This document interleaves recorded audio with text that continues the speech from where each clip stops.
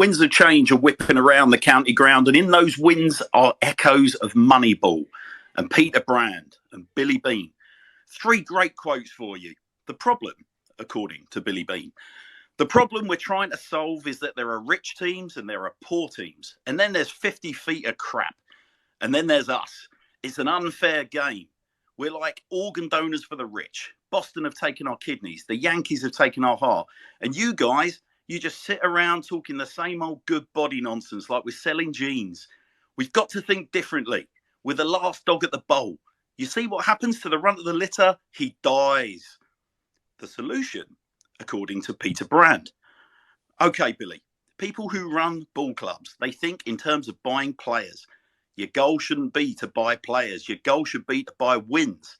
You're trying to replace Johnny Damon. The Red Sox see Johnny Damon and they see a star who's worth $7.5 million a year. When I see Johnny Damon, what I see is an imperfect understanding of where the runs come from. The guy's got a great glove, but is he really worth the $7.5 million the Red Sox are paying him a year? No. Baseball thinking is medieval. They're asking all the wrong questions. And if I say it to anybody, I'm ostracized. I think it's a good thing that you got Damon off your payroll, Billy. I think it opens up all kinds of interesting possibilities. And finally, the result, as observed by J.W. Henry, obviously owner of Liverpool Football Club. For 41 million, Billy, you built a playoff team. You won exactly the same number of games that the Yankees won, but the Yankees spent 1.4 million per win, and you spent 260,000. I know you've taken it in the teeth out there, Billy, but the first guy through the wall, it always gets bloody. Always. It's the threat of not just a way of doing business, but in their minds, it's a threatening of the game. But really, what it's threatening is their livelihoods. It's threatening their jobs. It's threatening their way they do things. And every time that happens, whether it's the government or a way of doing business or whatever it is, the people holding the reins have their hands on the switch. They go batshit crazy. I mean, everybody. Who's not building a team right now and rebuilding it using your model, Billy? They're dinosaurs. Well, not quite the Oakland Athletics, but Swindon Town Football Club. Season 22-23, esteemed listeners, we're delighted to welcome the man we hope will be our very own Peter Brand, Billy Bean hybrid moving forward, Sandro Di Michele. Sandro, good evening. How are you? Yeah, good evening. I'm very well, thank you. Yeah, that's some intro. That really is. Yeah. Look, if we get to that stage and we get a film made about us or a book written, we've done something very good, haven't we? We certainly have, Sandro. Listen, we're so chuffed that you've accepted our invitation to come on and answer some questions. All the questions that we're going to be asking you tonight, buddy, have all been submitted by the supporters. They're all going to be put to you by the Sir Tom Broadbent Lounge sort of team of regulars, if you will. And I thought I'd start by introducing them all to you, Sandro. So to get the ball rolling, Nathan meet Sandro. Nathan meet Sandro meet Nathan. Hello, Nathan. Sandro. Nice to meet you. Lovely to meet you as well. Go easy on me, please. I'm only new in the role, so just go gentle with these questions, please. No, not a chance of that. We're having you right on the rack tonight, Sandro. Don't you worry. Sandro, we've also got Chris joining us tonight. How are you, Chris? Evening, Sandro. How's things going? Good, busy, which is what we want. Yeah, very good, thanks. Yeah. Sandro, the junior member of the Sir Tom Broadbent Lounge. I'll introduce you to Tyler. Sandro, Tyler. Good evening, Sandro. How are we? Yeah, very good, Tyler. How are you, mate? I'm cracking, mate. I'm cracking. Good. And Sandro, last but very much not least, a fellow member of the Goalkeepers Union. Martin, meet Sandro. Sandro, meet Martin. Hello, Sandro. Nice to meet you. How are you? Yeah, I'm good, Martin. Yeah, goalkeepers, eh? What a funny breed you lot are. Not right in the head. That's an outrageous slur. We're going to make your night even more uncomfortable for you. Listen, Sandro, we've got about an hour of your time, all right? So we're trying to keep things on track as best we can. If we've got any opportunity towards the end of the questions that have already been sent in, then hopefully we'll get an opportunity to open the lines up if you're still up for a few live questions as well. But I'm going to open up, Sandro, with the first question. This has come via Kev from WhatsApp. And Kev asks, Sandro, can you explain how your role compares to that of Ben Chorley's before you? That's a good question to start with, isn't it? Look, I suppose what I can't do is I can't talk on behalf of Ben Chorley and what his role was. Of course. I know that things happened quite quickly at the club, and Ben Chorley left, and Clem and Rob Angers got on the phone to me and asked me if I could just provide a bit of consultancy support for them, really, where they just said, can you help us in terms of identifying some players, because we know you've got background in doing that at other clubs, and then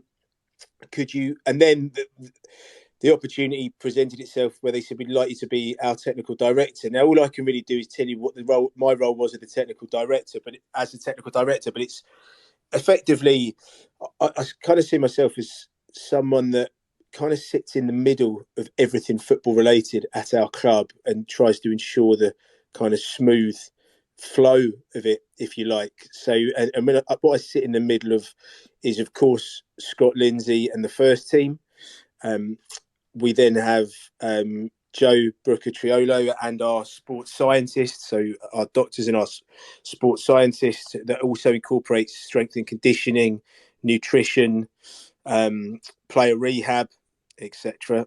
We've then got Jamie Russell, who's our academy director, and I work closely with Jamie on the shape of our academy and how we create pathways from our 18s into the first team, and also how we manage the development of players. Obviously, because we don't have a 23 setup, that makes it different and means we have to create different opportunities, how we utilise the loan market, working with non-league clubs in our area, etc. I have a bit of a background in some media work that I've done in the past, so I work very closely with our kind of media and comms team, and then recruitment, of course. So I work very closely with our chief scout, Les Caffrey, and also our kind of data analysis guys and analysts, and kind of bring all that together. So that's the whole remit. It's very broad. It covers everything football related. And of course, there's big crossovers to the non-footballing stuff as well, which is something that I try and focus on as well, try and kind of bring the footballing side a little bit closer to the commercial side of the football club as well. I think that may be where I can't speak. I don't know exactly what Ben's role was, but I think that it's probably my remit is probably a little bit wider, certainly a lot more involvement with data, with analysis, and certainly using data and analysis more to identify the players. And then I suppose probably the kind of media and comms side of things would be something different and extra to what Ben did. And then I suppose just trying to really build a really strong relationship and a really, really kind of united, interwoven relationship between the non-footballing side and the footballing part of the club. So I suppose it's those last three bits where it's probably slightly different and a slightly more expanded role from that of Ben Chorley's. Gotcha. So would it be, again, like without, I don't kind of want to go back over what you've said, Sandro, and almost kind of sort of try and get you to answer the question again. But would it be fair to say, I mean, Ben was obviously known as being, obviously started his career at Arsenal, very much football, very much, a kind of football contacts, black book man.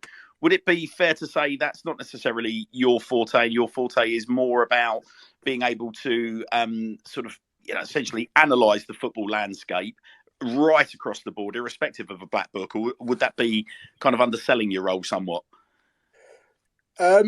So I suppose what I'm definitely not, and this is stating the obvious, I'm not an ex-professional footballer. I don't have 500 games on my CV like Ben Chorley did. So it's important that those two things are very clearly identified. But I would. So Ben would have. I don't know. Ben would probably have a wider network of contacts in the game, possibly.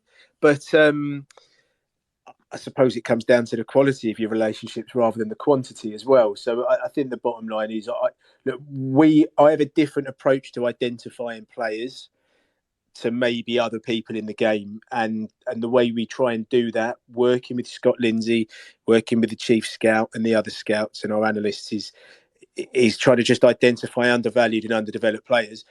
Look, my black book's pretty good. I don't think I'm yet to find it impossible to get the number of somebody, and I think that's I think that's the beauty of football, to be honest. I think people are very contactable. So I think maybe what you're trying to get to is, did Ben have a better way of leveraging relationships with clubs like Arsenal that he played at in the past? Maybe.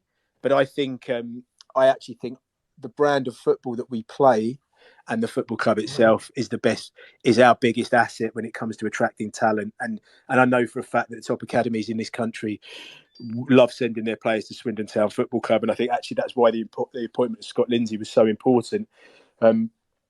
Because we cannot deviate away from the way we believe the game should be played. And that's why big academies love sending us their players. So whether it's me, Ben Chorley, or anyone else that's kind of in the technical director role, I think as long as we play football the right way and we have the right head coach and we continue this kind of DNA that we buy into, then I think that will be our biggest asset to leverage. And most importantly, it's the fans. People want to play at the county ground in front of 10,500, 11,000 people, if not more. Yeah. No, I don't. I mean, just to be clear, Sandro, I don't think it's a question of saying which one of you two is better.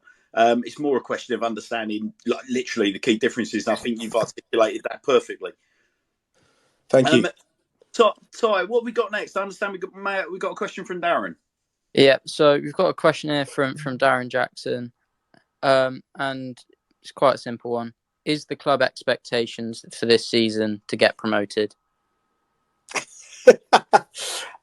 So that's what you get for going in the goalkeepers union. That's all I'm going to say. That's what you get. You go in on us, mate. You get 2-footed right back at you. Yeah. So expectations to get promoted. Of course, we want to get promoted. I believe we are in the process of assembling a squad that will be capable of getting us promoted. I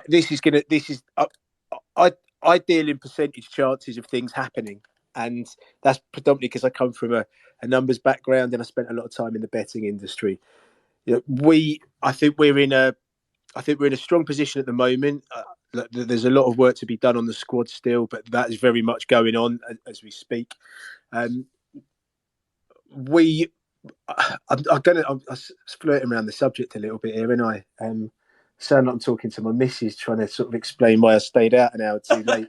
I think do we expect to be promoted?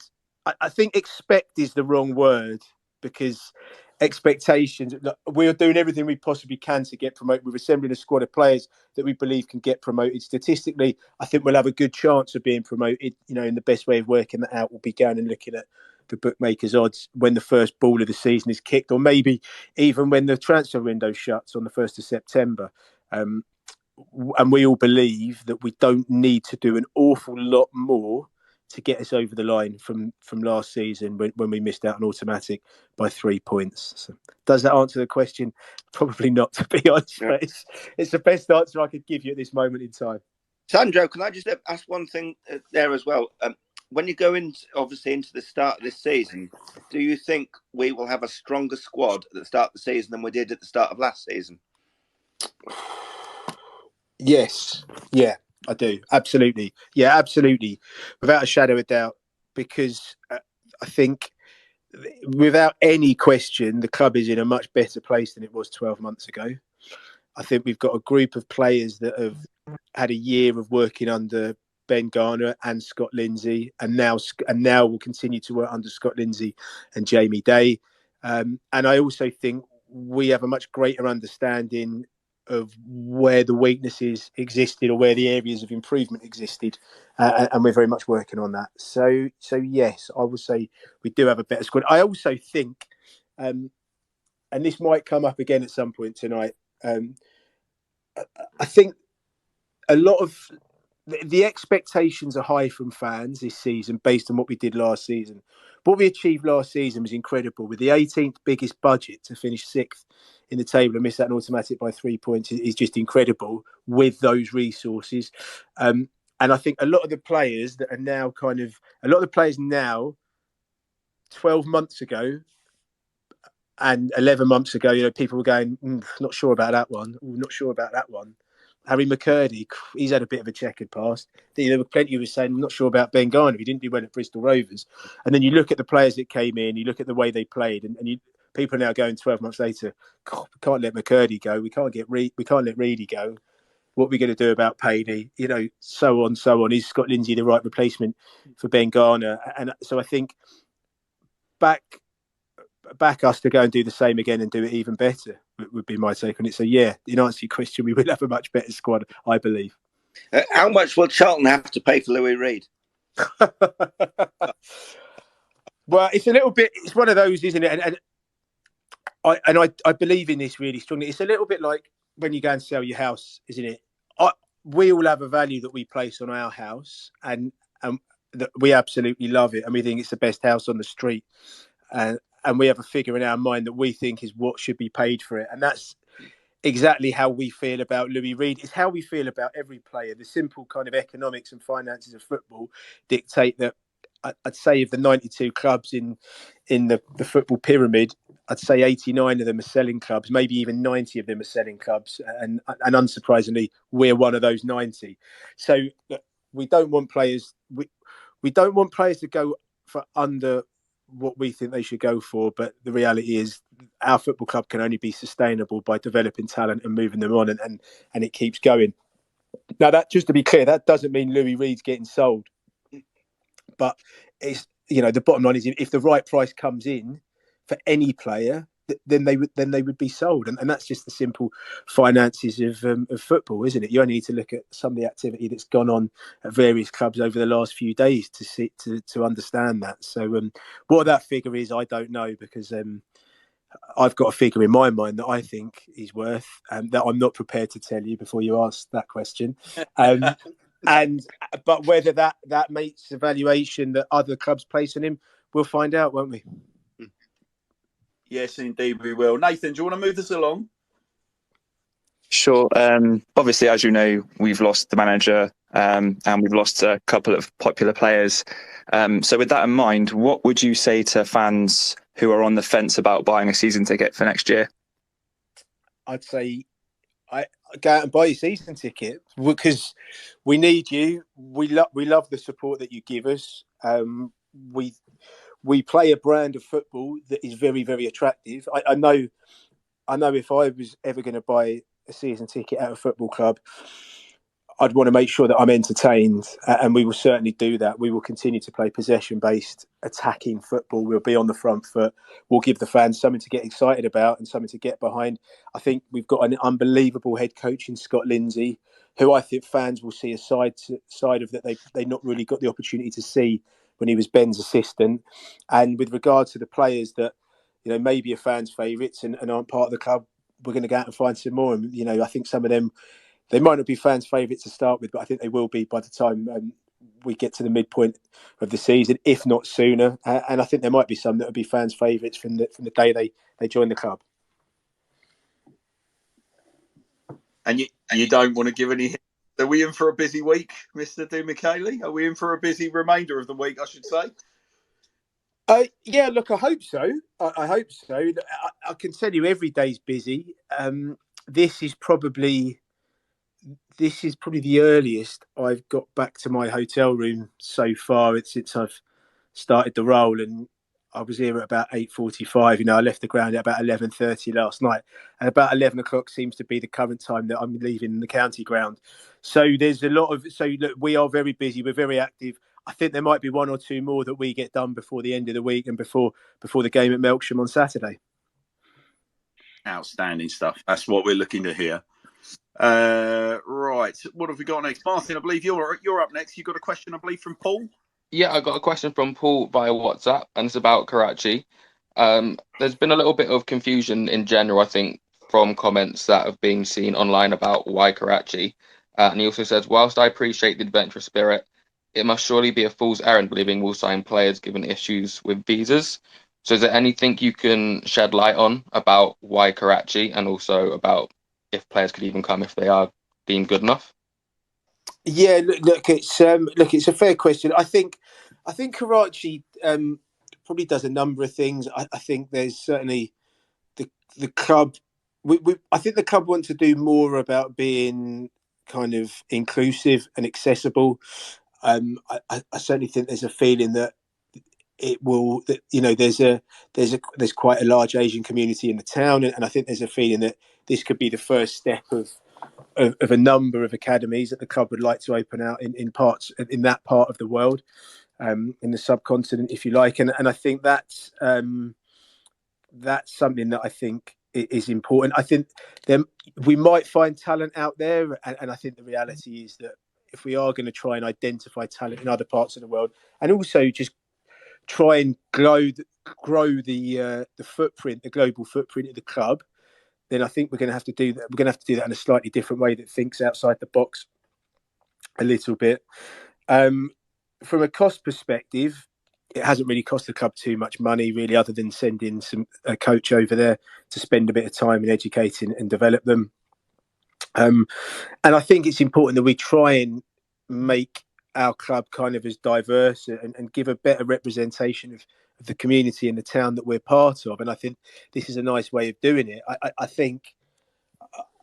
don't think it's any more than that, to be honest. I think I would love to see Swindon Town have more academies in more parts of the world. I'd also like to see us do more in our local area as well, in other parts of the country. So I think it's baby steps. It's a first step of maybe many in this space, but it's certainly something that I think is interesting and exciting. And I think actually anything that we could, with things like iFollow now and the ability for the club's matches to be watched anywhere in the world, and the fact that the club benefits from that financially, I think if we can kind of look at opportunities and create ways of engaging with populations in different parts of the world, then I don't. If we can do it in a kind of an economically sensible way, I don't think it's the worst thing in the world. I don't have any kind of. I think it's quite exciting. I think it's interesting. I don't know huge amounts about Karachi. I haven't been out there, but if the opportunity presented itself, I'd love to go out there and represent the football club, as I would with almost any other part of the world. To be honest, I think there is opportunity, and just as we like to think differently and think a little bit outside the box in terms of the way we recruit players, for example, I think we really need to try and think differently and outside the box in terms of how we look at other opportunities in building partnerships and driving commercial revenue off the pitch as well. Do you think? I mean, it's an interesting point, Sandro, isn't it? I mean, I was once, part of a football business that produced an awful lot of content for Manchester United, which ended up finding its hands into a huge amount of Indonesian supporters, for example. And then you start looking at the scale of Man United's support in countries like Indonesia and then revenues that are generated. I guess that's kind of what you're saying here, isn't it, with Karachi? Yeah, I think that's one of that could be one of the benefits of it. Absolutely, yeah. I don't see. Look, I think there's an opportunity to drive revenue all over the world. So in answer to that, yes, but also that you've got to give something. I think you have to give something to places to get them to kind of understand who you are and understand what you mean and what you kind of stand for.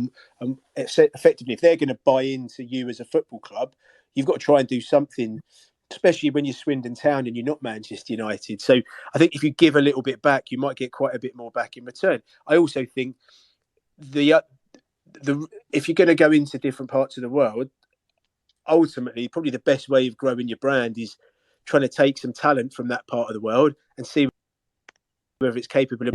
And if you do that, then you're going to have an even greater opportunity of growing your brand and your club's footprint in that country. So I think it's so I think it's a whole host of things. In answer to your question, yes, there is opportunity in that, but I think to achieve that, you've got to put back into those areas and those countries before you can expect to take anything out. Are there plans? I don't know if you can say, but is it for now just Karachi, or do you know if in the next couple of months or sometime this season there's going to be another place announced? At the moment, it's just Karachi, but there are definitely conversations going on around. Are there other parts of the world that we could look to do this in? Yeah, absolutely. This is something we'd like to do more of. We don't want it just to be one. Spot on. Okay, Chris, I understand you've got a question from Jason.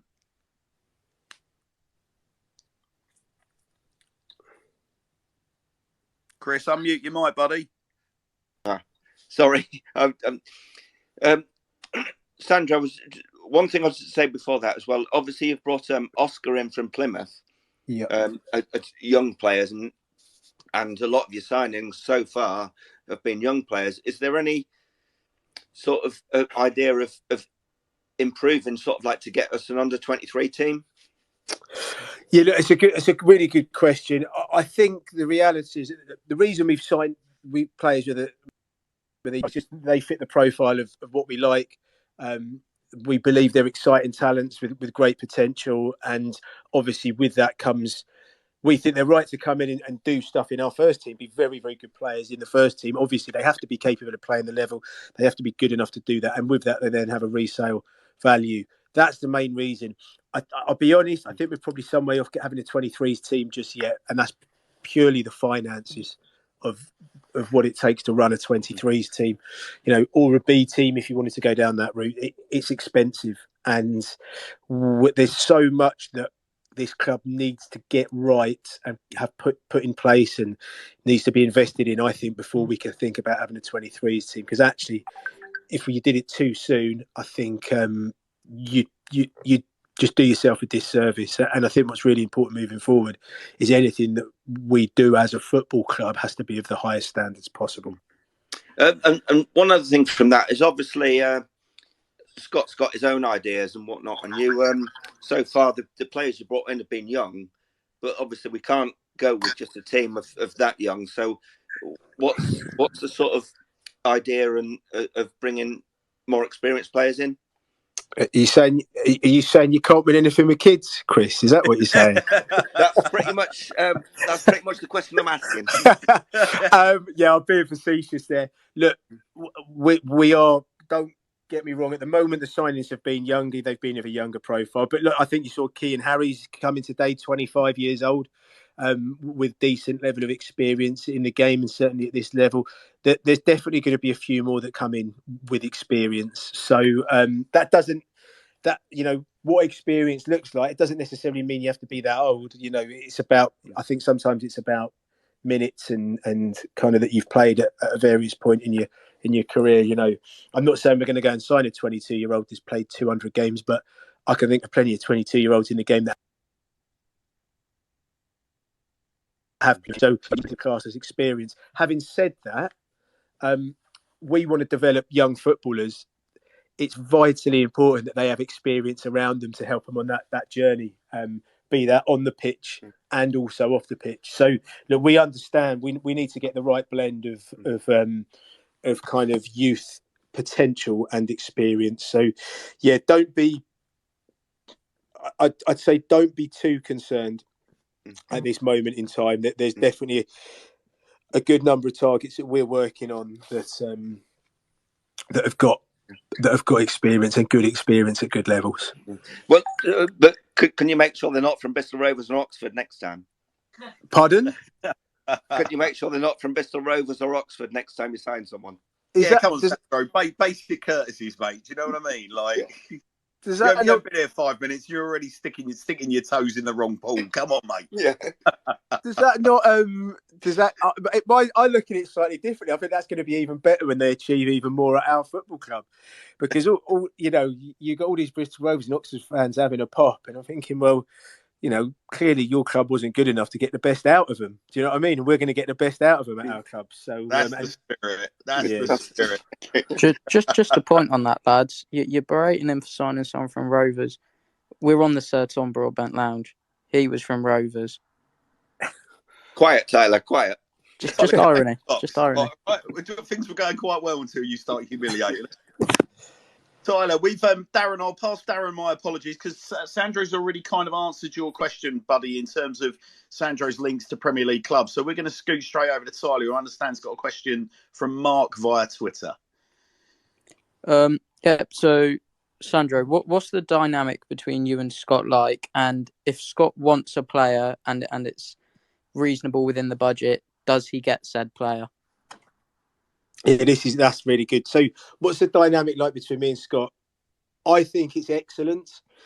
I'd like to think Scott would say the same thing, but you'd obviously have to ask Scott. Maybe when we get maybe when we get Scott on here, you guys get Scott on here in a week or two, you can ask that question about what the dynamics like with myself. I get on brilliantly with Scott. From the first time I spoke to him, there's been a real clear understanding of what we're trying to achieve and a real mutual respect, and he's a pleasure to work with. Absolutely superb. And obviously from my perspective in the role as a new technical director, every appointment you make as head coach is an important one, but this is incredibly important because it's my first in the role. So yeah, brilliant dynamic. With regards to recruitment, this is why the strategy is so important, really, that we have a very clear strategy, and we have a clear profile on the types of players we want to recruit in what position. So we very rarely disagree on players. What we have is we might have 5 or 6 options in a position. They all fit what we're trying to achieve in terms of age, size, physical attributes, technical attributes, tactical attributes. And then it comes down to a case of us sitting down as a transfer committee, if you like, and deciding which one is the right one for us based on what we know, and that could be the length of contract, the money that the player wants, etc., etc. So Scott hasn't gone, I really want this player, we've got to go and do it. But I think if Scott was to say that and it kind of fell outside of what we believe is the search criteria, I think what you do is you then say, okay, well, why do you want that player? What is it you're looking for from that player in that position? Then we go away and we crunch the numbers again, and then we present some other options alongside that player, and we go through the process again, and we have another debate on it, and we might find that we arrive at the player that Scott suggested all along. But it's very much a collective decision when it comes to players, and at the moment we're all very, very aligned on what we believe are the right targets for ourselves. The other thing I think is really important to make clear is this: what we will never do. And it does happen at some clubs that have this kind of structure, but I'd never force a player on Scott. I'd never tell Scott, here you go, you got this player, because it just that just doesn't work. It doesn't work, and we're very clear on that as well. Sandro, a question from me, sort of an extension of that, if you will. So, would it be fair to say that, is the model one of almost like a benign dictatorship when you guys are at a point where you are, if you reach a point of loggerheads where you can't make a breakthrough, are you in the position where you sort of hold the ultimate power of veto? I don't think so. No, because I just, yeah, it's a good. In answer to your question, we've not got to that stage yet. Maybe we will at some point. I think you've just got to keep, as a group collectively, I think you've just got to keep knocking it around, and I think you've got to keep knocking it around and working out what it is and ultimately what the goal is and what you're trying to achieve.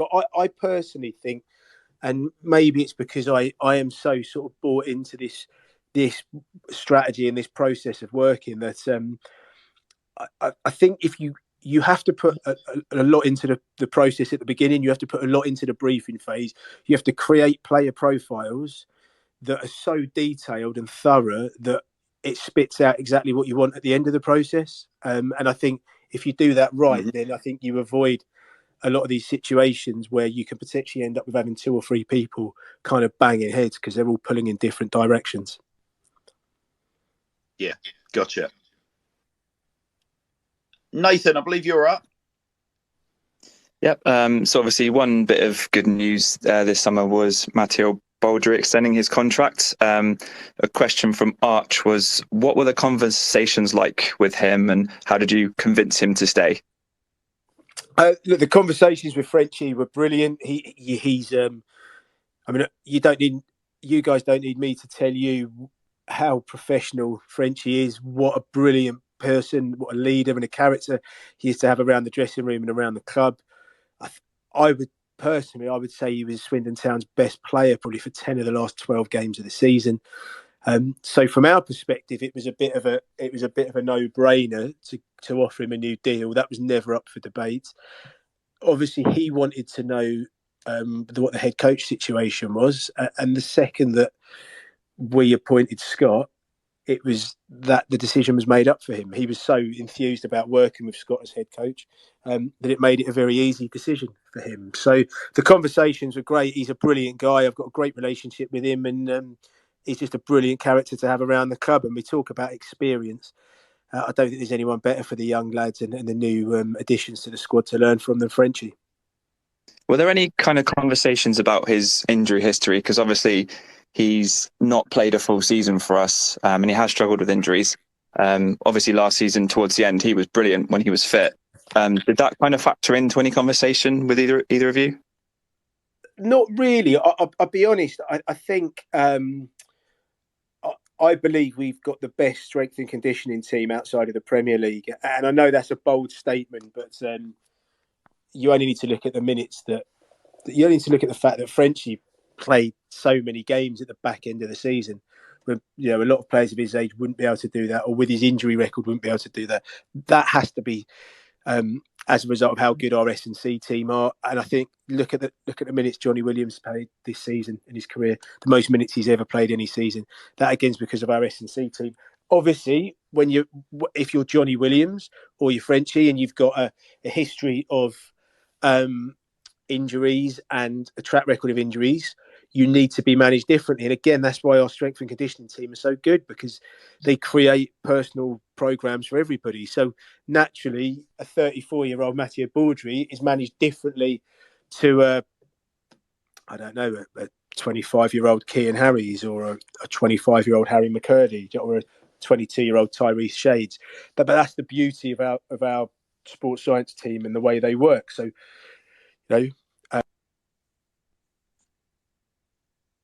it's for him, but we also know he's such a professional that if you give him a day off, he'll still do his bits at home anyway. But that's right for him. That works well for him. So no doubts at all in him and his injury record, because I don't believe there's any other club outside of the Premier League that can get as many games out of players as we.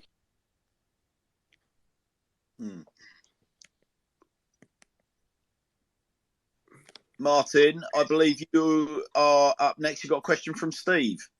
Yeah, this is from Steve Jones via Twitter. He says, what differences have you seen so far between the setup at Wigan and Swindon, and why didn't you want to remain at Wigan, if that's the correct way to word it? What differences have I seen? We're a smaller club in terms of staff numbers.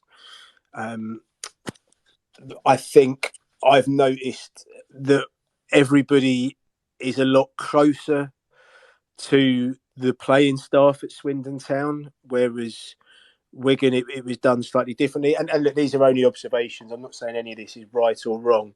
The recruitment team kind of sat quite separate from the kind of the conversations that went on around recruitment, and they just had a slightly different approach to it, to be honest. So, but I think that's a symptom of them being a bigger football club in terms of the number of staff that they have, and the way the club's structured, really. So that's kind of a difference. I know Liam Richardson very well, and I've worked with him a few times. I know him well for a good relationship with Paul Cook when Cookie was manager at Wigan, but I didn't really work that closely with Liam when I was in the role, but I worked very closely with the head of recruitment and the other scouts. And then I suppose, in answer to the second part of the question, when I had a conversation with Wigan back in December and just I felt it was the right time for me to move on and explore some new opportunities. I'd really enjoyed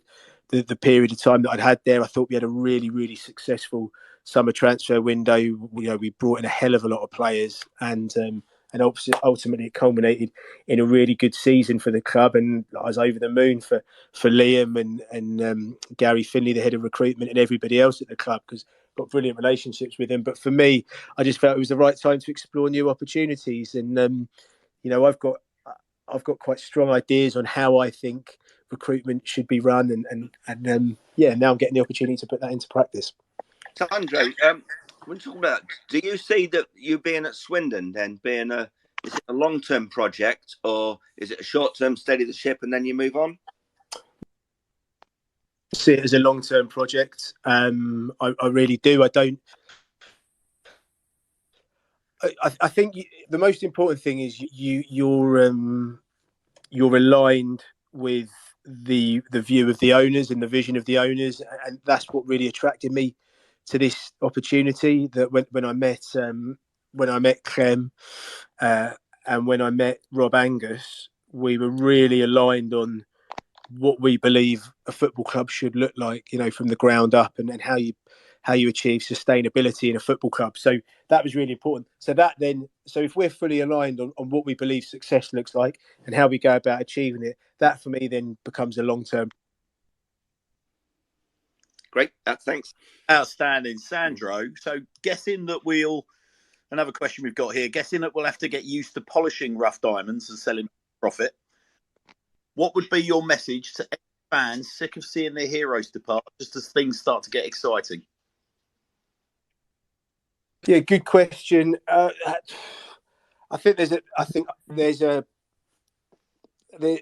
We have to sell players to be sustainable, and there's no getting away from that.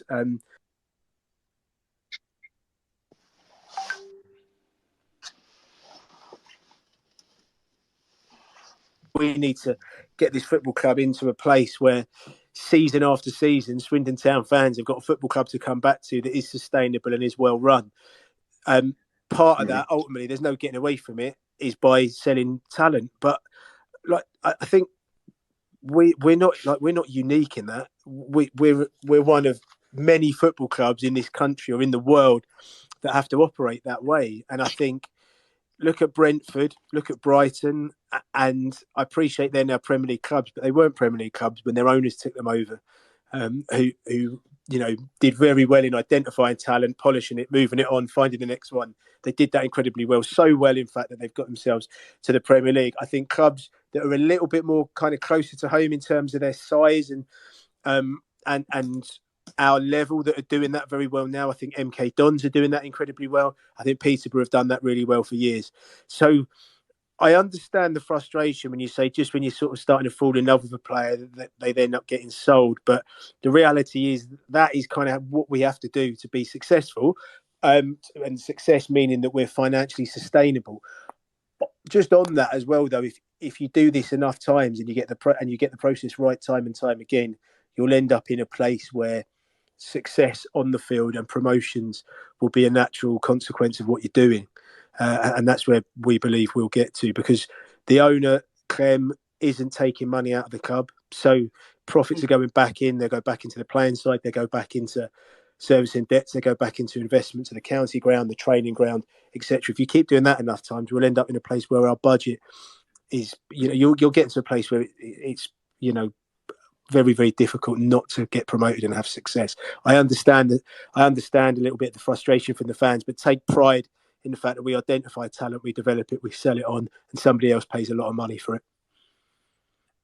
I think the frustration often, I think there are two ways of looking at it, Sandro. From a fan's point of view, obviously, if a player is sold and then obviously form dips, that's where the irritation comes from. I think I cast my mind back to '93. That's how far my brain goes back, and some. And the sale of David Kerslake to Leeds United for £1 million, and that gave Nicky Summerby an opportunity. And before you know it, we're in the Premier League. So I guess from a fan's point of view, it's just a question of making sure, obviously, if we sell that talent, we've got adequate talent sort of in the pipeline to step in and replace.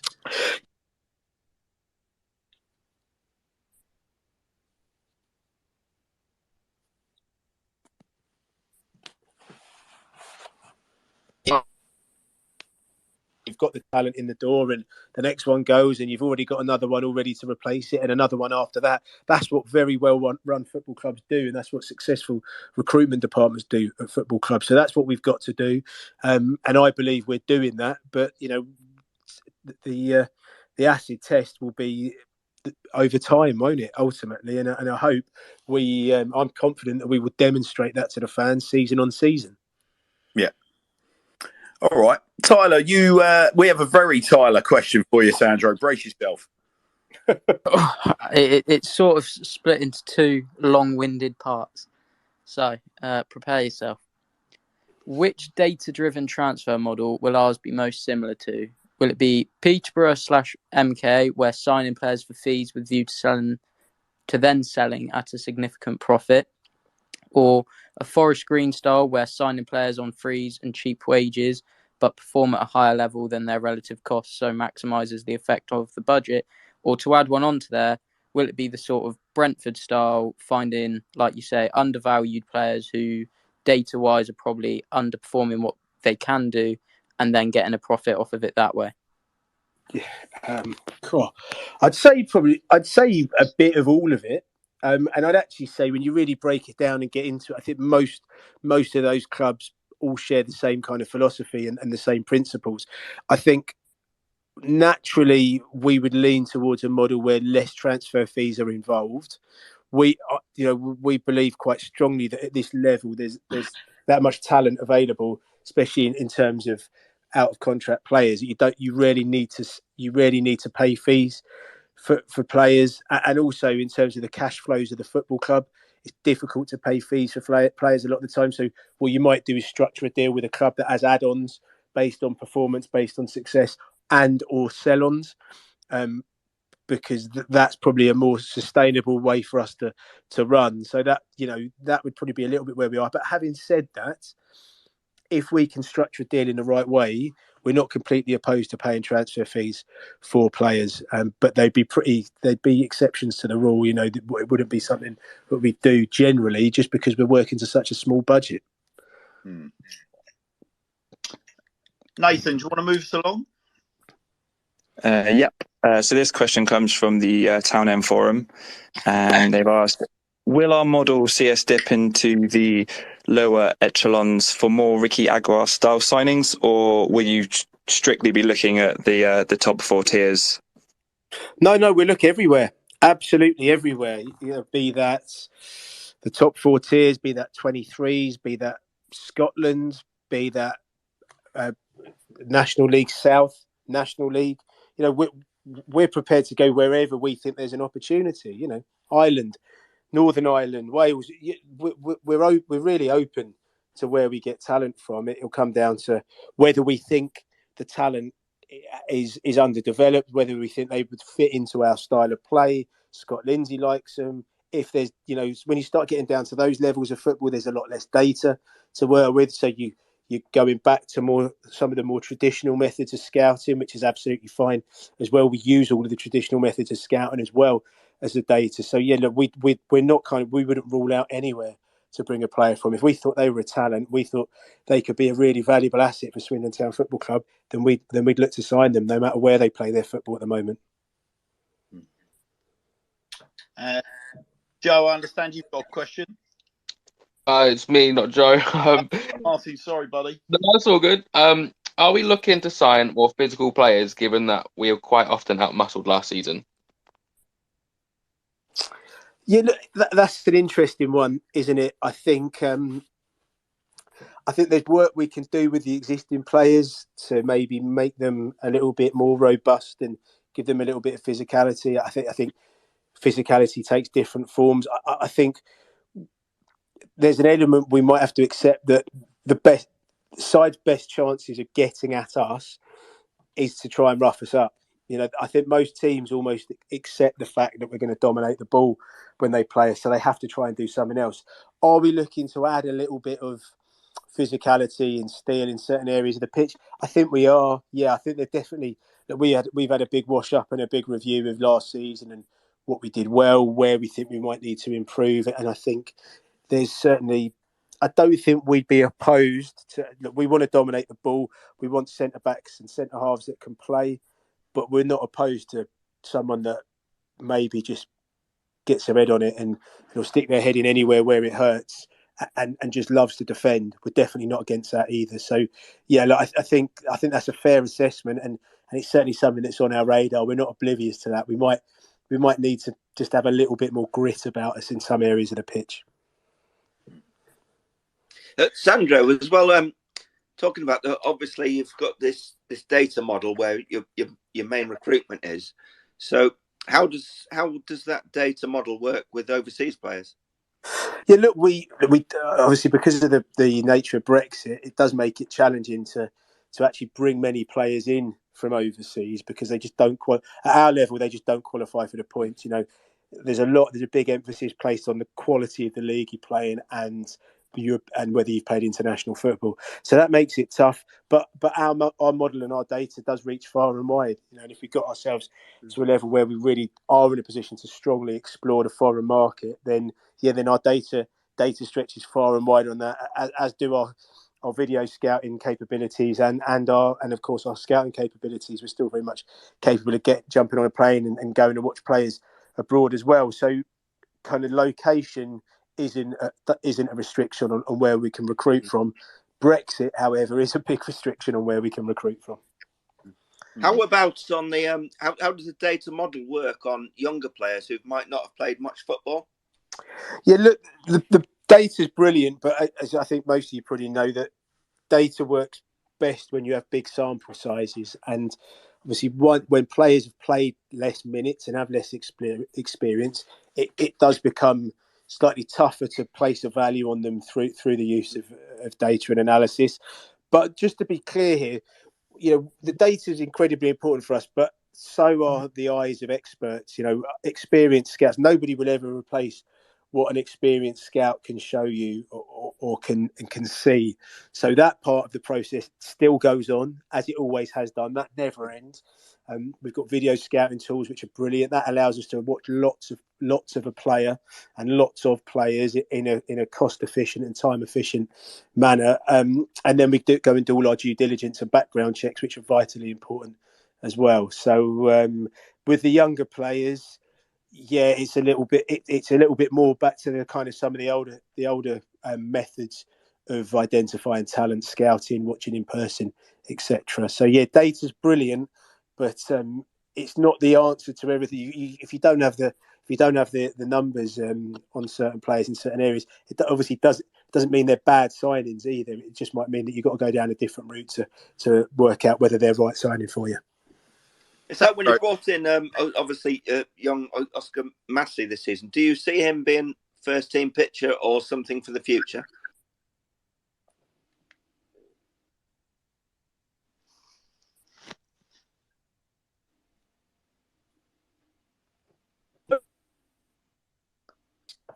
So that in itself takes a bit of adapting to, in terms of, and I think Oscar's learning that as he's doing pre-season. It's demanding. And I think the demands that are placed on players at our football club are much greater than most. I think there's quite a lot of lads that have come from other clubs that are training with us that are sort of really starting to understand there is a reason why we were so good. There's a reason why we dominated the ball last season. There's a reason why we scored more goals than anyone last season. It's because we were the fittest team in the division. So I think a lot of these lads are struggling to. I'm not struggling. I think that they're adapting to the way we train. I think with some of the younger lads, especially someone like Oscar as a first year pro, we'll work out where he is at various points in the season and how close he is to the first team. And look, this isn't the case. I'm not saying this is the case, but you might find that actually the right thing for Oscar at a given time is to go out and have a little loan spell somewhere. You know what I mean? You've just got to weigh it up on a case by case basis. I'd love to see Oscar kind of be involved with the first team, as I would any of the young lads we've signed. But it's one of those we've just got to work it out as we go along, really. Sandro, you're obviously somebody that spent a lot of time working in and around PR. Your career's sort of mushroomed at a time where social media has become more and more important. Today's been a really, really good example of whether you want to call people internet trolls or whether you want to talk about negative rumours. As somebody that's got a kind of an inside eye on our football club at the moment because of the nature of your role, what do you find it very, very frustrating? And indeed, what would you say to fans that are getting swept along by some of the negativity that gets whipped up on social media? Some of the rumours about players, the rumours about ownership, rumours about personalities involved in our club. Like, what does that actually do to your mind, given that you've got an inside view on everything? Everyone's entitled to their opinion and their view, and I suppose that's the kind of the double-edged sword of social media, isn't it? Is everyone's entitled to their view and entitled to their opinion, and they can be kind of as strong and as forceful in what they say as they like. I think you've just got to. I don't know the best word to describe this. Really, I think you need to be a bit philosophical about it. To be honest, is I spend a bit of time on social media. I try not to spend too much time on social media because I think you can send yourself down rabbit holes. And I think certain social media platforms can be more positive than others. So, but also, like, it can also be a vehicle that's very that allows you to communicate with your fans and connect with your fan base in a way that's really valuable as well. So, I've worked at quite a few football clubs. I support a football club. I understand the concern of fans, and I also understand the history of this football club and what's gone on in the past. And I don't think I'd be unfair in saying what's happened in the past to the football club and to the supporters naturally shapes their view of people and the club going forward as well. And I think when I speak to people, and I speak to people in the media, and I speak to people that have been associated with the club, and I speak to guys like yourselves and fans and what have you. And there's definitely there are scars there that I think have been brought from previous ownerships and previous bad experiences, and that goes wider than just the fans. That extends to local businesses as well. And so I kind of understand where some of the concern comes from and where a lot of the questions come from. I suppose, look, from my perspective, all I can do is go about doing my job to the best of my ability on a daily basis. Try and do things like this with yourselves, and try and build trust and try and build a bit of transparency, and then hopefully in time, trust and respect take time to develop and time to build. And I hope in time that the fans have the trust and respect for everybody at the football club, and really appreciate what's the good work that's being done here. Well, look, so thus far, Sandro, you've been very, very open, very transparent. Is appreciated. I think that's the key thing, isn't it? It's a question of building trust. And speaking as a fan of sort of 30 plus years, the trust has been dented significantly over the years, and we're crying out for somebody to just essentially get hold of this club, give it a proper hug, a proper polish, and take us all forward on a journey. Whether that's the old romantic in me or not, but I think I'm pretty confident I'll speak for the whole fan base. We're up to your penultimate question here, and we've got one, possibly two from Tyler, Sandro. Just quickly on that though, can I just add, genuinely, no one wants to give this club a big hug more than me, and I mean that in a sense.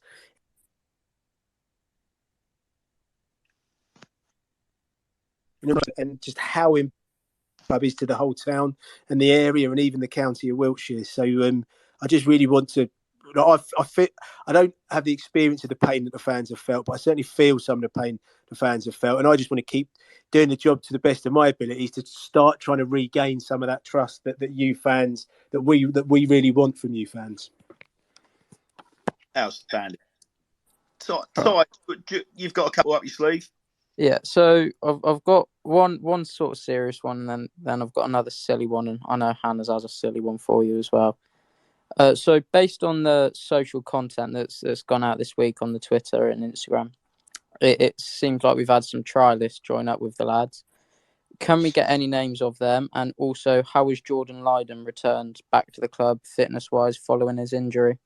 Yeah, look, we can't really give names of trialists. I'm afraid that wouldn't be very professional of me. So I apologise for that one.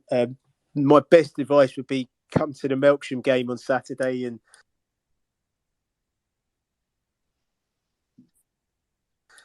do a bit of digging, try and listen to some of the names that the players call them and see if you can work it out. Jordan's back in the building and he's going through his rehab process. He's still some way off.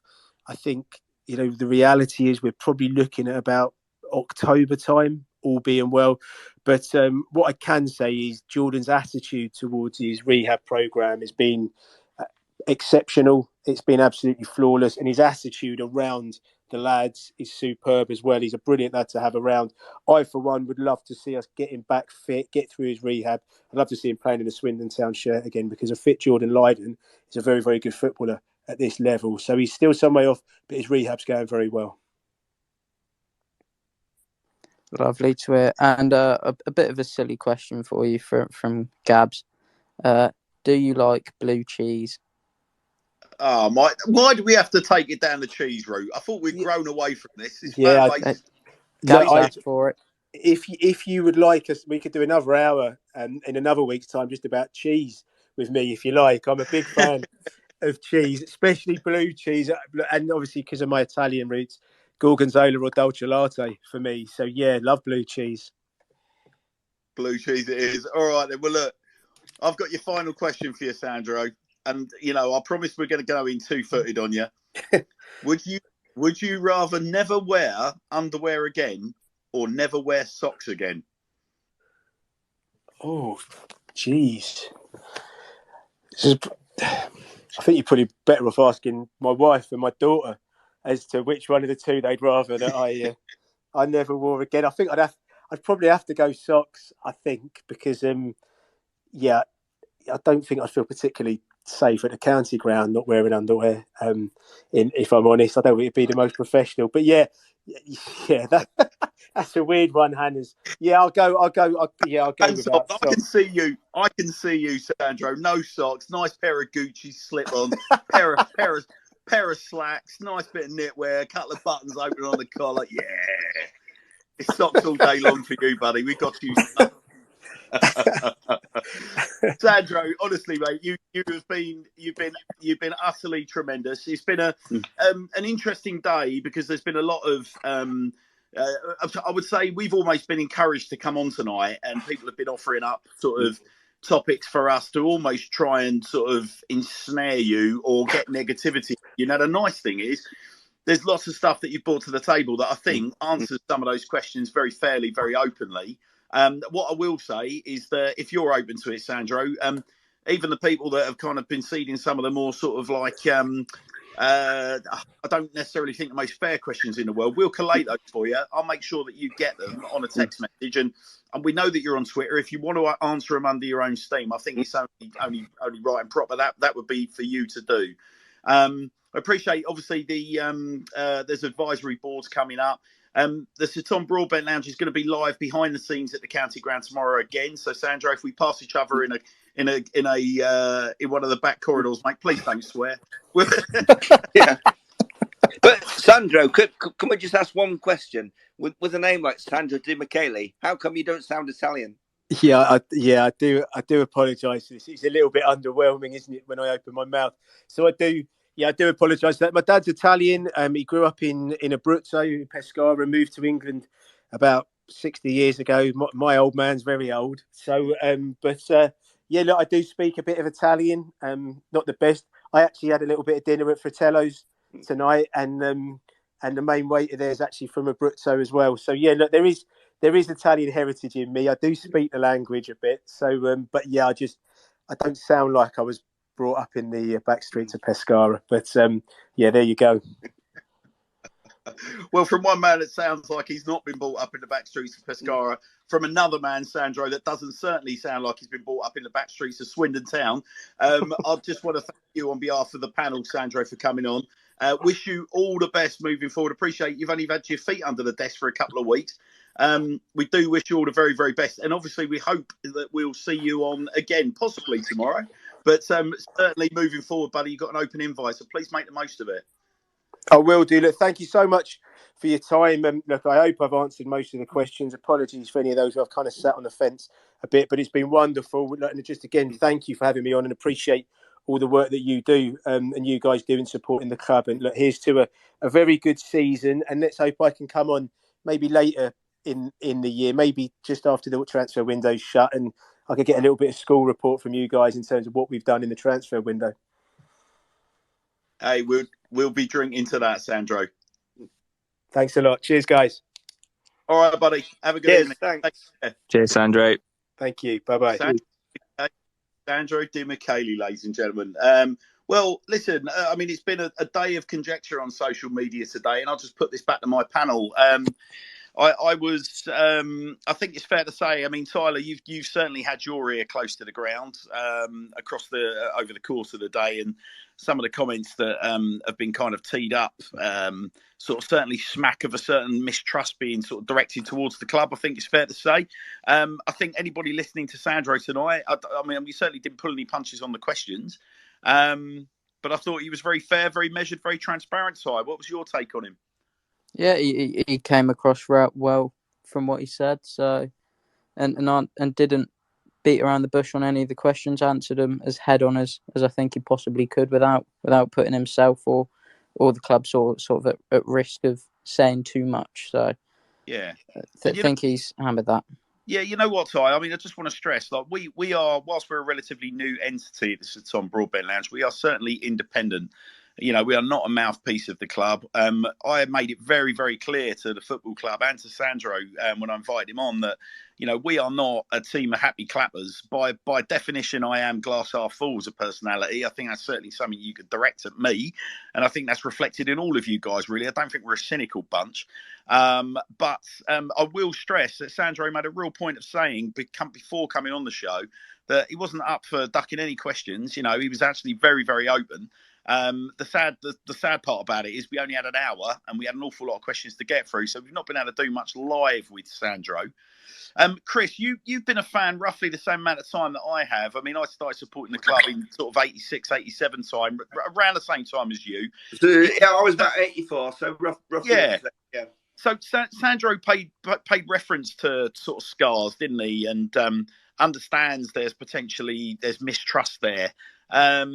You know, and kind of, I think I used the term, and then he sort of reiterated it about wanting to give our club and our supporters a big old hug, and you know, and sort of try and create this sort of bit more of a feel good around the club. A, did you believe him in what he was saying, and B, you know, what would you say that, you know, he's kind of early wins? Because I mean, he's kind of damned if he does, damned if he doesn't at the moment, isn't he? Well, I'm sort of, because the ownership we've gone through as well, God, it's been, well, as you know as well, for all the time we've been supporting the club, most of the ownership has been abysmal.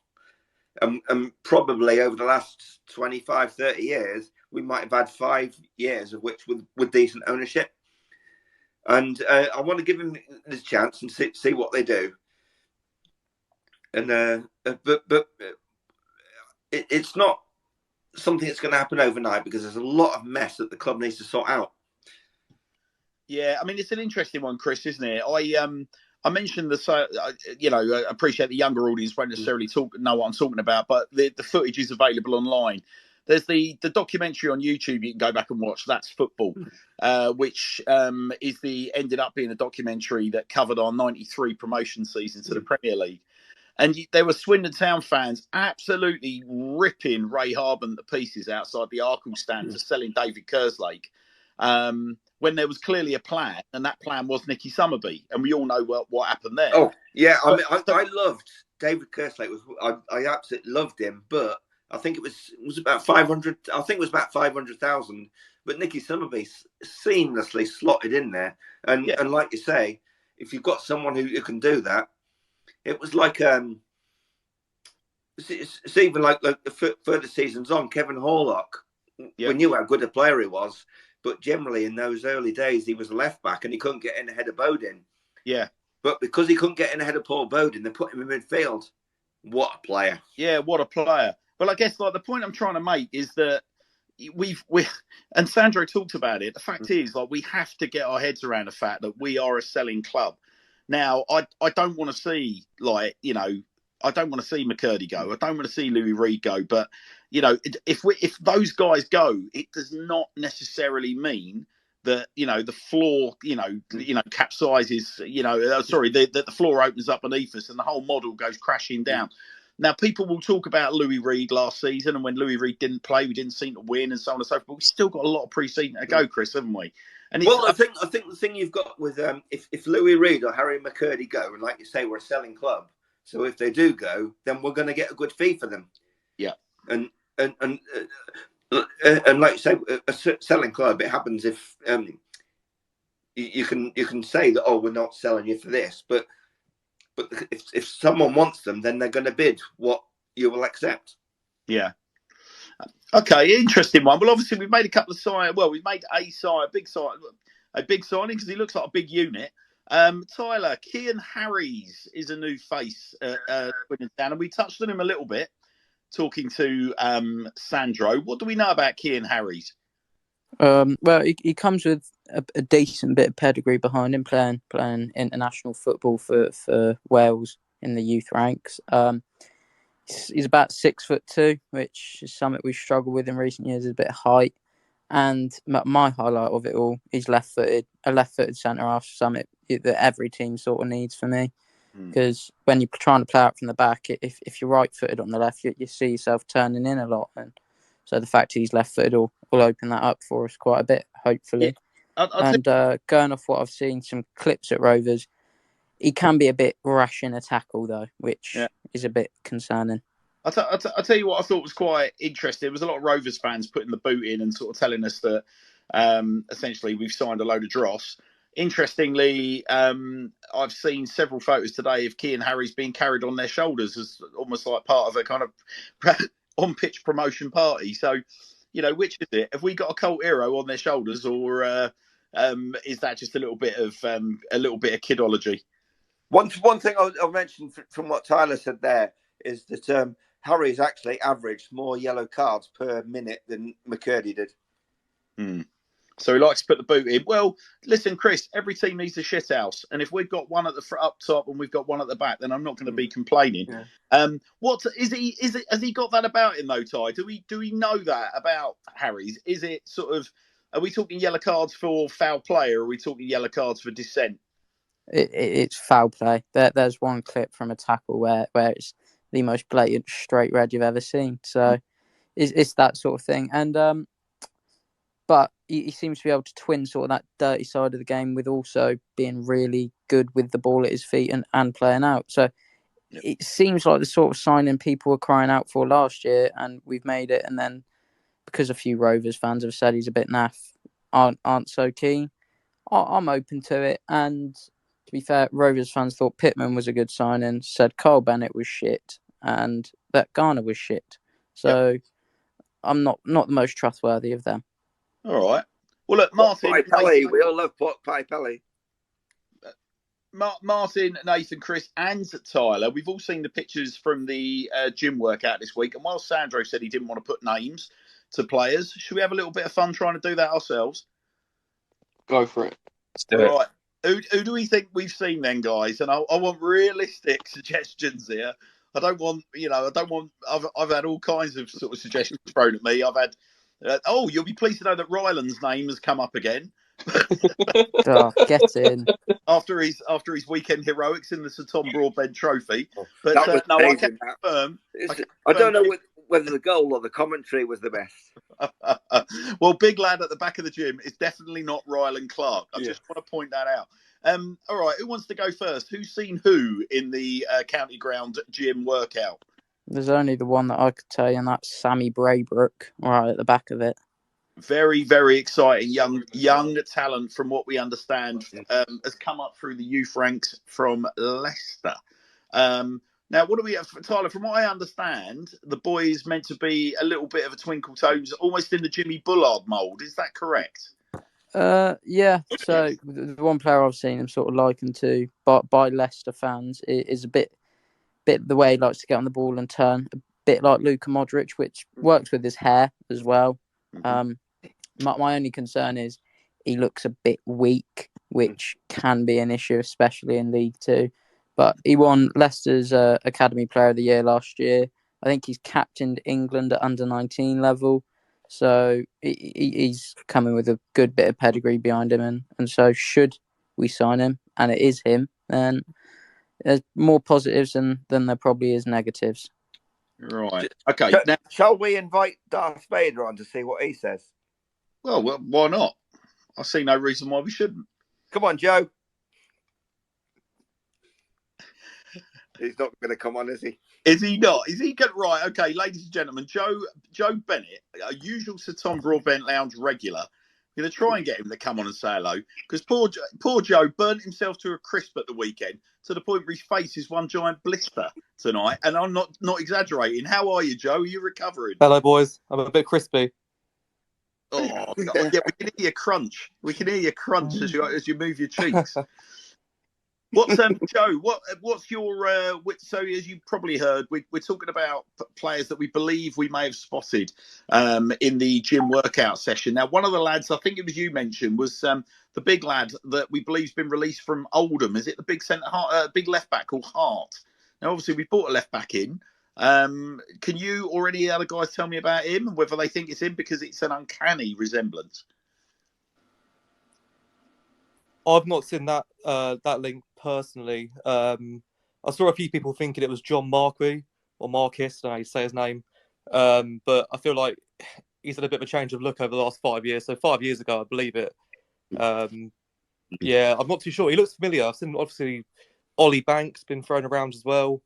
Honestly, wouldn't mind Ollie Banks back, to be honest. I quite liked him when he was here. I think he signed for Chesterfield. I think somewhere in non-league. Oh, has he? Yeah, Okay. Chesterfield. I think he's signed for now. I think he's wasted in the conference. I think he's a good player. But anyway, we're not related to Chesterfield, so it's what it is. Yeah, I don't know. I mean, he's certainly. I think Tyler mentioned just by the sheer size of him, he's got to be a centre back, hasn't he? Yeah, I mean, yeah, he's a monster of lad. Mate, I've convinced myself he is some Australian-Serbian mix with a name like Stojanovic, who's just going to kill everyone. What is that? Just purely on the aesthetics, is it, Ty? Yes, very much so, just based on how he looks. Ty, who is this Hart lad that he's been linked to at Oldham? Do you know the lad we're talking about? Yeah, he's gone to Sutton today, signed for them. Right. Okay. Kicking it forward as fast as you can and as high as you can. Right. Okay. Right. Well, who are the other rumours, guys? Come on, someone help me out because we were bounding it around the group earlier. Joe, It was that you can assist. Alfie Gilchrist or whatever his name is from Chelsea, young lad, under 18s captain, I think. Come on, tell me more. I've just seen it banded about this evening on Twitter that could be coming over on loan, maybe. So they won the Premier League 2, I think, last season. He captained the side. Not too sure if he's an England youth international, but you'd imagine if he's the captain of Chelsea's 18s and a successful team, he probably has represented the country. Yeah, I mean, Tyler mentioned he looked a bit small for a centre back, but could be in a sort of Cesar Azpilicueta mould, I guess. Small players is the Swindon way. Yeah. Well, look who's joined us. He's turning into the full panel, so we're going to get the whole WhatsApp group on in a minute. Max, good evening. How are you? Evening, not too bad, mate. It was good listening into Sandro, and I think I can delay my bedtime a little bit. Bravo. No, he's magnificent, wasn't he, Sandro? I thought he spoke fantastically well. It's saying all the things as a fan that you want to hear. What's been your hot takes, Max? Have you picked up on many names today from the various videos that have been pushed around by the new media head Dave Rixton? No, other than I did like you were saying about the tall lad we spotted. I think if it's a big centre back, then that'd be a fan I'd like to see, but it could be anyone. I mean, the first one popped in my head was a centre back with that sort of head. He used to play for Oldham and Salford, whose name escapes me. Yeah, so I don't know if anyone can help me out with that. Pierre Gianni. Yeah, you reminded me of him. But Pierre Gianni. It's not. He's blonde as well, isn't he? That was who I thought it was on first glance, but Pierre Gianni scored against us, did he not? Earlier in the season, he was an absolute beast. He did, yeah. Oldham away. Yeah, the ex-Salford boy. No, listen. I mean, as much as I appreciate and analytics-based recruitment and things like that. Just one of those signings where you just think, oh my God, it just feels like a signing that condemns you to the lower, to the fourth tier. He's also just signed for Stevenage, Pierre Gianni. Yeah, I've just spotted his sign for Stevenage. I didn't think he would drop down to the conference. Right, let's part that. But the Gilchrist, I've just seen the Gilchrist. Rumour, courtesy of my son, flashing it under my nose. What's so Sandro seems to be suggesting between now and the end of the week, hopefully, and it sounds like it could be tomorrow, we could have a couple of new faces popping up on the socials. And I mean, they're clearly, you get the impression, boys, don't you? They're clearly in the building. And it's just that, like, you always get they've talked about the gym being absolutely ramo. I suspect that they're in the building. It's a question of deals getting done. They're getting to meet their new teammates, and away you go. Because there were a lot of faces, weren't there, in those videos flashing across the camera I just didn't recognise. But we've also got that as well, handlers, is with Harry Parsons, who technically doesn't have a contract. Yeah, very true. Very true. So we don't know what's going on there, but he's obviously training with us, so he wants to be there, and maybe there's something in the background that's gone on, but we don't know about that. Yeah, well, Harry was the guest of honour at the Sir Tom Broadbent Trophy the weekend. He didn't give anyone any kind of indication either way, but I think if Harry Parsons wasn't going to be at Swindon Town Football Club next season, I think it would have been unlikely that he would have attended that tournament. Like you say there as well, I think it was if he wasn't going to be at Swindon next year, I think it was unlikely he would be training with us. Yeah, exactly that. Yeah. Exactly that. We've had a lovely bit of news. Moving away, guys, I think we're getting a little bit thin on the ground in terms of just speculating around who we may have seen on videos, but lovely bit of news for the Swindon Town bank manager this week with Scotty Twine firming up a move to Burnley. Now, there's been a lot of sort of consternation about just how much money we're getting from that deal. And just to be clear, it would appear that we've got 20% of any profit that MK Dons have made by selling him to Burnley. And that profit appears to have delivered a cheque of approximately £750,000 to the county ground.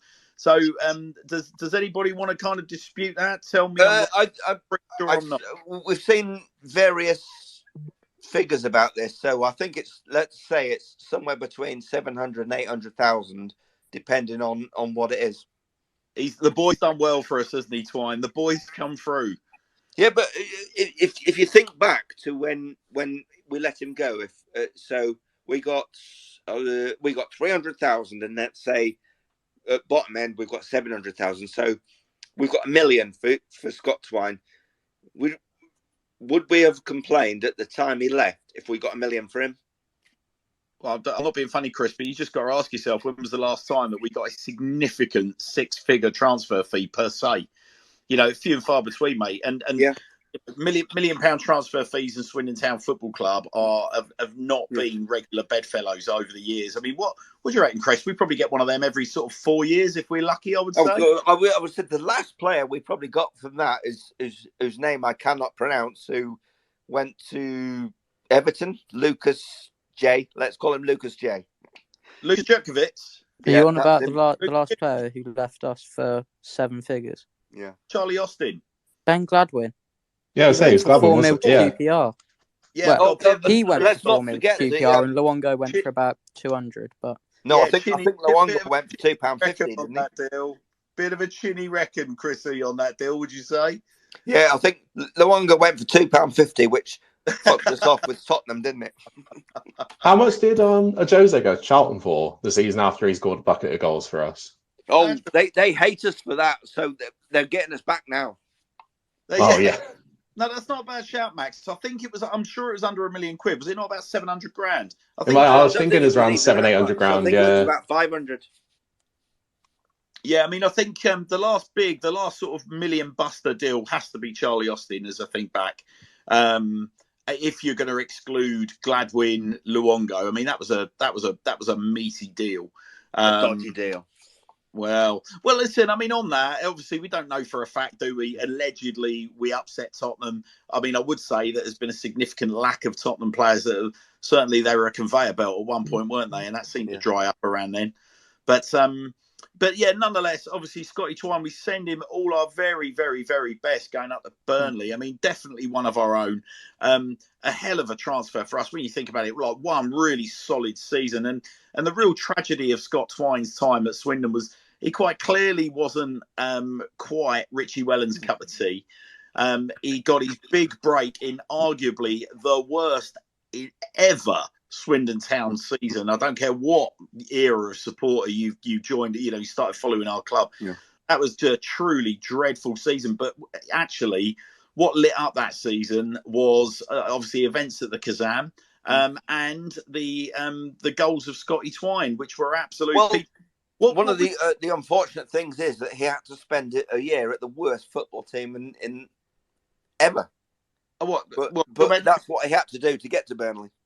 Well, yeah, it's quite sad, that, isn't it? Yeah. Martin, what was your favourite Scotty Twine strike? That is a tough question. There were so many. I think the one that comes to mind would be away at Ipswich, because that was going to say Ipswich. Ridiculous. It's got to be that one. There were a lot of, even the ones. I'm gutted the one at Sunderland didn't go in. I think he cannoned it off the bar last minute on a free kick, because that would have been some goal as well. Yeah. But the talent that boy's got in his feet is just ridiculous, and that Ipswich one, I can't look past it. There's so many goals of the season just on his highlight reel from that terrible 12 months alone. I'm gonna have to say that one. I think. Yeah, I think Martin's nailed that with that Ipswich goal. I mean, that was probably the best Swindon goal we've seen for about 4 years. Oh, it was an absolute screamer. I mean, Nathan, the thing. Nathan, I get your thoughts on this, because obviously he took what he was doing at Swindon last year. He's gone into quite clearly a superior side, certainly not superior club, ladies and gentlemen, but a superior side in the MK Dons. And he's developed his game further, hasn't he, Nathan? He's become a proper box-to-box midfielder, a bit of a twinkle toes in and around the box. He's not just scoring from range, is he? 4 million quid kind of feels like they've got a bit of a snip there. Well, I mean, I think we didn't get enough for him. I know our situation at the time, but I can't remember how much it was, but it was not enough. And the fact that just a year later he's gone for 4 million says it all, really. Although, I hate to give them credit, but I think MK Dons have done a good job in kind of taking what he was and making him a better player. Like, watching him in the playoffs, he was kind of their man, and they were always looking for him. And every time he got on the ball, you could feel the Wickham fans kind of tensing up a bit, because he was just that good. So yeah, I mean, it's brilliant to see. I wanted to wish him well, and it's good to see him scoring goals. I just wish it wasn't for them. But at least now we can all cheer him on and hope he gets to the Premier League, because I think he's destined to go there, whether it's with Burnley or whoever else. I think he's that good, because he's still young and he's still developing. So yeah, I'm looking forward to see where he goes next. We'll see him back when he's 35. Well, listen, I mean, what we will say is that, you never know how these moves are going to work out. I think it would probably be a stretch that if he goes up there and it doesn't work out at Burnley, he's not going to be dropping down to Swindon Town anytime soon, is he? But we'll get a couple of consecutive promotions under our belt, Joe. We'll have him back in a couple of years, mate. Don't you worry about it, he says, tongue firmly in cheek. So, Martin, moving us on, Martin, because we've got a very busy day tomorrow, haven't we? Yes, we do. Yeah, so, ladies and gentlemen, we are delighted to be invited back behind the scenes at the county ground tomorrow. Martin and I are going to be given a little bit of open access from 4 p.m, where we're going to be broadcasting live across both Twitter Spaces and Twitch. Majority of our time is going to be spent with our good friends Steve Hooper and Jonah Isaacs in the kit room. But I am told that we're going to be given a nice license to roam thereafter. Lovely bit of trust the club are putting into us. They don't know what they're letting themselves in for, Martin, do they, really? Not at all. But yeah, so all being well, we're going to try and speak to as many of the characters behind the scenes that are available to us tomorrow. If there are any questions or anyone that you guys want us to try and sniff out while we're behind the scenes at the county ground, then please do let us know. But the boys in the kit room are going to let us get up close and personal to all the new kits, all the new training gear. We're going to be having a good kickabout with the new Football League balls. We're going to get out on the pitch, have a look at what Marcus has been doing to our beautiful carpet. We're going to have a chance to have a wander around the stands. There's been quite a lot of tidying up, quite a lot of maintenance work done up in our stands. New seats have been put in place. We're going to go and have a little bit of a play with them. Martin and I are going to find our regular seats. We're going to sit down, hopefully, all being well. There'll be a few of the first team boys and the managers kicking around the ground as well. We're going to get a chance to pick their brains ahead of Melksham at the weekend. Martin, if you had the choice to speak to someone tomorrow, who would it be? Well, if I'm being in a complete dream world, because I don't think it will happen, I would love to turn up, speak to Jack Payne as he announces he's staying. But if we're talking about players that are just already signed on, I think I would like to speak to Reed just to try and see if we can gauge how keen he is to stay for another season, or if his head's been turned by the rumours about Charlton. Yeah, I'll make you right. I think they would be my choices in second and third place. I think first place, I'm really hoping I get a chance to see Harry McCurdy, so I can talk to him about that new Barnet and ask him if there's anyone that he's afraid to see, anyone he's afraid to play next season. And then purely because I want to hear him say, "You sound like a pussy geese," once more, because he's already accused us of Tom Broadbent Lounge of sounding like a pussy. And I'd love to see whether or not we can get that out of him again. No, but in all seriousness, there's lots of new faces arriving at the county ground. It's going to be a brilliant opportunity tomorrow to hopefully bring their stories alive. And we look forward to hearing you or having you all with us from 4. So a little bit earlier. The show will, of course, be recorded. But I mean, gents, that pretty much draws us to a close for this evening as we hit 10:30. Unless you boys have got anything else to bring to the party, I will be putting a line under it. Well, listen, the Sir Tom Broadbent Lounge is a Swindon Town fans Twitter space. As such, it does not reflect the views are our own. They don't reflect those of Swindon Town Football Club or Sir Tom Broadbent himself. It's been an absolute treat having you all with us tonight. I hope you enjoyed Sandro's company. We've got some really exciting plans working with the club moving forward in terms of giving lots of people an opportunity to come on and speak to you and have you speak to them. So thanks for everyone for behaving themselves. Hannah, can I just add something at the end? Sorry, mate, before we end it. Sorry, Joe. Sorry, mate. Before we end the show, just wanted to thank everyone for coming down to Foundation Park on Sunday. Obviously for the trophy. We all had a great time. Hope everyone else did. Obviously had a lot of good feedback from everyone. Looking forward to getting it back under the way next year with a few changes, maybe an extra bottle of sun cream as well to share around for the players. But yeah, no, I wanted to add to the end of the show, we had such a great turnout. It was a really good day, and obviously moving forward, loads of different events happening, including tomorrow. There's more to come from us. Yeah, it's a raging success at the weekend, and totally remiss of me to have just skirted over it. The tournament was played in incredibly good spirit. Discipline across the piece was fantastic. The referees were super chuffed. The winning team were over the moon with their trophy. Everybody seemed to have a brilliant time. The next big set piece that we've got coming up, we're going to be doing the pre-season. We're going to be doing the barbecue before the first game of the season. We've also still got the chance for one of your nippers to win a full mascot package at the first home game of the season against Salford. And all we need you to do is get your nippers out in the garden, get involved with them, and recreate your favourite Swindon Town goal. It doesn't matter if you've seen it created already. Just go out and recreate it. If it's jumpers for goalposts, if you do it in the park, if you do it in your garden, doesn't matter. Just get those goals recreated, get them submitted. We're going to be judging that on the eve of the Cardiff game. Correct me if I'm wrong, gentlemen. And one lucky young person is going to be winning the chance to be Scott Lindsay's very first mascot before the Salford game. So please get those videos into us. But as I say, we'll wrap the show up. The show means absolutely nothing unless you guys contribute your questions. Come on and join us. And I appreciate we're a little push for time with Sandro tonight. But please, there is no agenda behind that. Sandro is very, very happy to answer your questions. I will be gathering up any questions that have been sent into the Tom Broadbent Lounge we didn't get to ask, sending them over to Sandro. Sandro is on Twitter. I'd fully expect him to answer those in the fullness of time. But he will also be coming back on the show as well. But my thanks to Nathan, my thanks to Tyler, my thanks to Martin, Max, Joe, and Chris, and my thanks to all of you guys for listening in. Very much look forward to you guys joining us again tomorrow from 4 p.m, ladies and gentlemen, 4 p.m, and your choice of platform. If you want to join us on video, tune into Twitch and search the Sir Tom Broadbent Lounge, or tune into this space again. The Sir Tom Broadbent Lounge will be on Twitter space from 4 p.m. Thank you very much, guys.